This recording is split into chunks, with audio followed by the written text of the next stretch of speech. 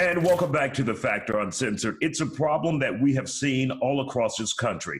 Hundreds, possibly thousands of old African-American cemeteries disappeared or lost to time, possibly neglect as well. And of course, Texas is no exception.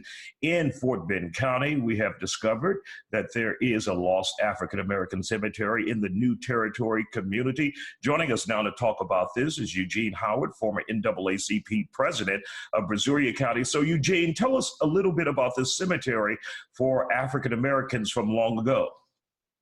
Yes, so this cemetery is located off of Highway 99 off in Sugar Land, Fort Bend County, in the neighborhood or adjacent to the neighborhood of New Territory. This community was founded in 1877 when my great-great-grandfather, Paul Thompson, who was a Civil War veteran who fought in the 102nd Infantry, came down during Reconstruction and settled here in Sugar Land with my family, right, my ancestors. And right now, he purchased 100 acres back in 1877, and right now it's just allotted 2 streets in a church, and there's a baseball field that's been built on top of the cemetery. Wow. They have some of my family members, my mother, my cousins have let me know that field was designated one for burials, and then further down the field, it used to be what they call the fire stick, where people would go and dump the things and burn the things that they couldn't get rid of trash. Well, that's okay, but the cemetery, the dead bodies, that's not okay. And I've asked for the county support in efforts in preserving these historical landmarkings. Our dead is our sacred. You know, they're sacred to us, and we have to make sure that we don't erase legacies. Developers don't care. Sometimes cities and counties don't care. We must be readily reminded them of their duties to not only preserve the future, but preserve the past as well. Now, how did it get to the position where there's a baseball field and properties built on this cemetery?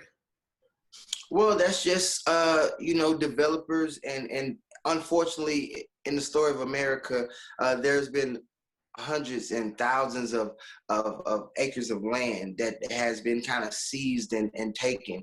So just in the process of, since the 1980s, developers have come to Sugar Land and started developing and putting houses and recreational equipment and fields on sacred lands. Now, I don't want to— Were there any markers there, Eugene, that would have warned them? There were the tombstones. Okay. There were the tombstones there, and when we went out there, the oldest tombstone that could be legibly read was from 1876. Wow. So and what they did was just put a fence around the 6 that they saw adjacent to 3 trees in a field. And just said, hey, please don't walk over here. This is a historical grave site. But any idea how many people buried there, Eugene? We have been burying people. My family has been burying people there since 1881. So you can just imagine. And the burials stopped over there in the early 1900s, well, the mid 1900s, the 1950s.